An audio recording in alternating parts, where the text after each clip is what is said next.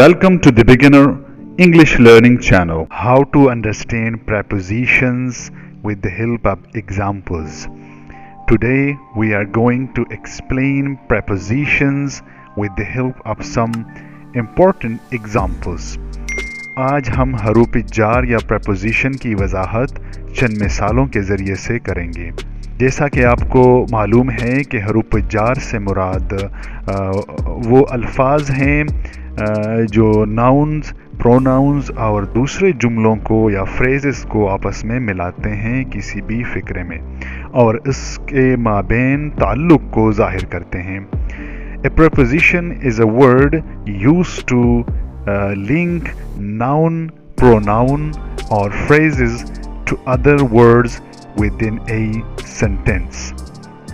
Let's consult some examples of prepositions. आइए अब चंद मिसालों से preposition को समझते हैं। एक थंब रूल जिसकी बात करेंगे वो थंब रूल ये है, अमूमी तौर पर अगर किसी जुमले में वर्ब के बाद preposition यानी बाय, ऑफ, इन और ऑन आ जाए तो हम वर्ब के बाद ing वाली शक्ल का इस्तेमाल करते हैं।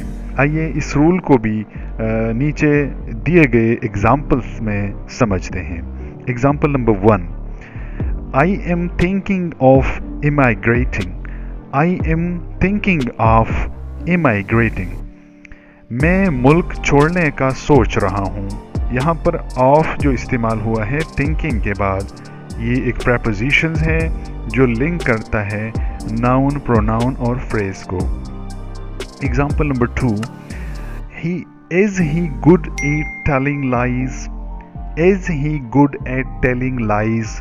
क्या वो झूठ बोलने में माहिर है? यहाँ पर 8 prepositions हैं जो बाहम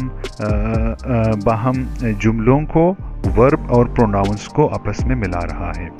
example number 3, Please don't insist on going there. Please don't insist on going there. मेहरबानी करके वहाँ जाने पर इसरार मत करें। यहाँ पर on insist के बाद यूज़ हुआ है जो कि preposition है और जुमलों को, nouns को और pronouns को आपस में मिला रहा है। Example number 4, There is no harm in meeting him. There is no harm in meeting him.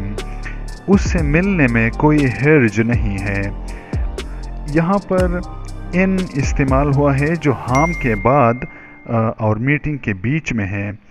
harm और मीटिंग के बीच में in एज अ preposition इस्तेमाल हुआ है जो कि इन जुमलों को, नाउन और प्रोनाउंस को आपस में लिंक कर रहा है और इनके माबैन जो ताल्लुक़ है वो उसको जाहिर कर रहा है।